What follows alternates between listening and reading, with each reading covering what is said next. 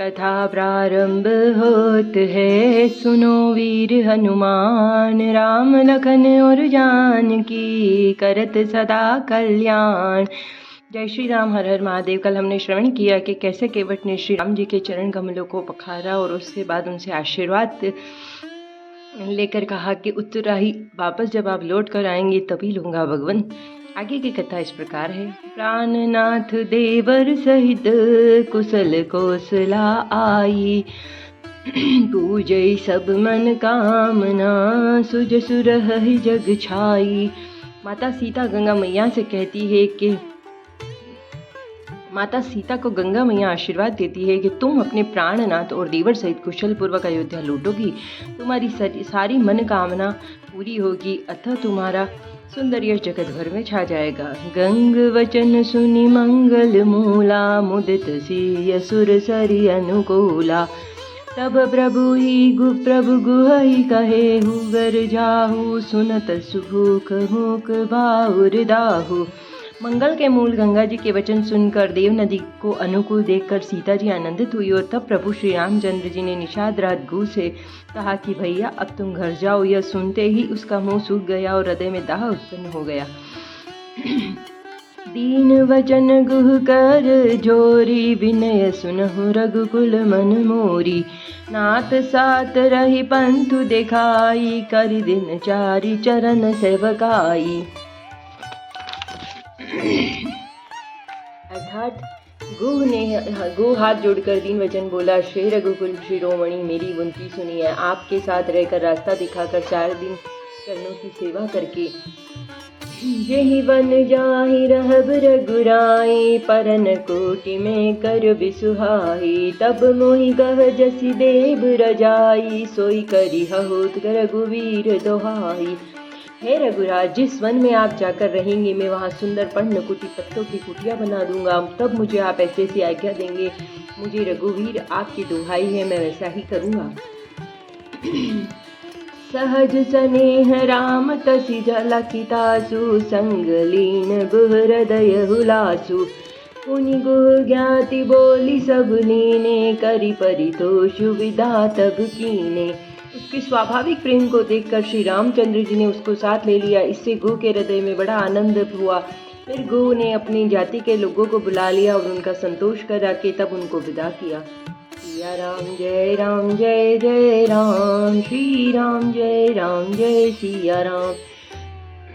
तब गणपति शिव सुमिरि प्रभु, नाई सुर सरि मात। सखा अनुज सिय सहित वंदवनु कीन रघुनाथ। अर्थात तब प्रभु श्री रघुनाथ जी गणेश जी और शिव जी का स्मरण करके तथा गंगा जी को मस्तक नवाकर सखा निषाद राज छोटे भाई लक्ष्मण जी सहित सीता जी को सहित वन को चले गए। ते दिन भयउ विटप तर बासु, लखा सखा सब कीन सुबासु। प्रात प्रात कत करि रघुराई, तीरथ राजु दीख प्रभु जाई। उस दिन पेड़ के नीचे निवास हुआ। लक्ष्मण जी और सखा गुहा ने विश्राम की सुव्यवस्था कर दी। प्रभु श्री रामचंद्र जी ने सवेरे प्रातः काल की सब क्रियाएं करके जाकर तीर्थों के राजा प्रयाग के दर्शन किए। सचिव सत्य श्रद्धा प्रिय नारी, माधव सरिस मीतु हितकारी। 4 पदारथ भरा भंडारु, पुण्य प्रदेश देश अति चारु। उस राजा का सत्य मंत्री है, श्रद्धा प्यारी स्त्री है और श्रीवेणी माधव जी सरी के हितकारी मित्र है। 4 पदार्थों धर्म अर्थ काम और मोक्ष से भंडार भरा है। वह पुण्यमय प्रांत ही उस राजा का सुंदर देश है। छेतु अगम गढ़ु गाढ़ सुहावा, सपने नहीं प्रतिपंछी पावा। से न सकल तीरथ बर भी, कलुष अनिक दल नर नधीरा। अर्थात प्रयाग क्षेत्र ही दुर्गम मजबूत और सुंदर गढ़ किला है, जिसको स्वप्न में भी पाप रूपी शत्रु नहीं पा सके। संपूर्ण तीर्थी उसके श्रेष्ठ वीर सैनिक है, जो पाप की सेना को कुचल डालने में और बड़े रणधीर हैं। संगमु सिंहासनु सुटि सोहा, छत्रु अखय बटहु मुनि मन दोहा। चवर जमुन अरु गंग तरंगा, देखी हो ही दुख दारिद भंगा।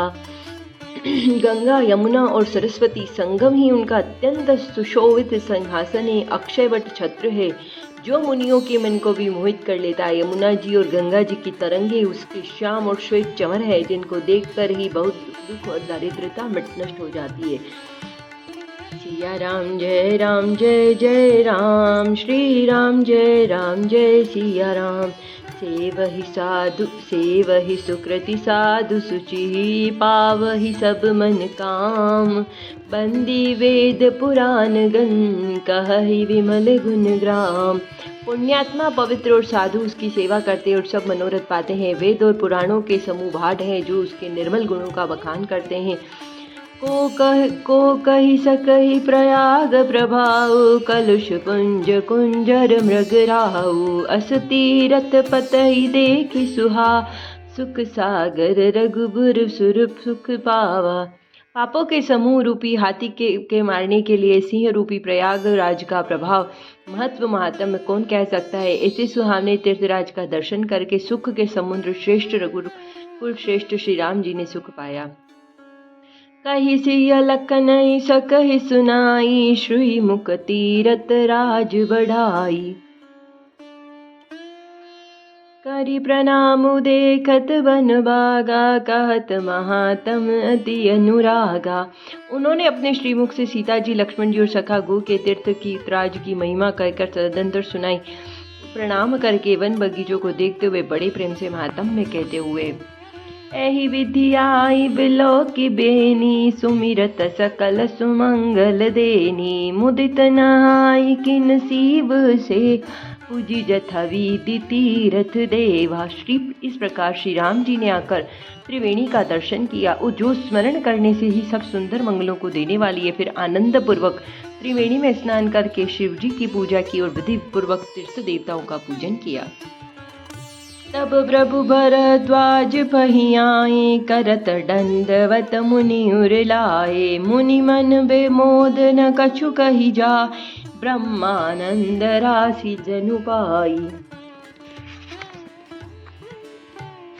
अर्थात स्नान पूजन आदि सब करके तब प्रभु श्री राम जी भरद्वाज जी के पास आए। उन्हें देखकर दंडवत करके ही मुनि मन ही मन हृदय से लगा लिया। मुनि के आनंद का कुछ कहा नहीं जाता, मानो उन ब्रह्मानंद की राशि मिल गई हो। राम जय राम, श्री राम जय सिया राम। दीनी आशीष मुनीस, अति आनंद अस जानी। लोचन गोचर सुकृत फल, मनहु किए विद्यानी। मुनीश्वर भरद्वाज जी ने आशीर्वाद दिया। उनके हृदय में ऐसा जानकर अत्यंत आनंद हुआ। आज विधाता ने सीता जी और लक्ष्मण जी सहित प्रभु श्री रामचंद्र जी के दर्शन कराकर मानो हमारे संपूर्ण पुण्यों के फल को लाकर आंखों के सामने कर दिया। कुशल प्रश्न करि आसन दीने, पूजी प्रेम परिपूरन कीने। कंद मूल फल अंकुरनी, दिए हानि मुनि मनहु अमी के। कुशल पूछकर मुनिराज ने उनको आसन दिए, प्रेम सहित उनका पूजन करके संतुष्ट कर दिया। फिर मानो अमृत के ही बने हों ऐसे अच्छे अच्छे कंद मूल फल अंकुर लाकर दिए।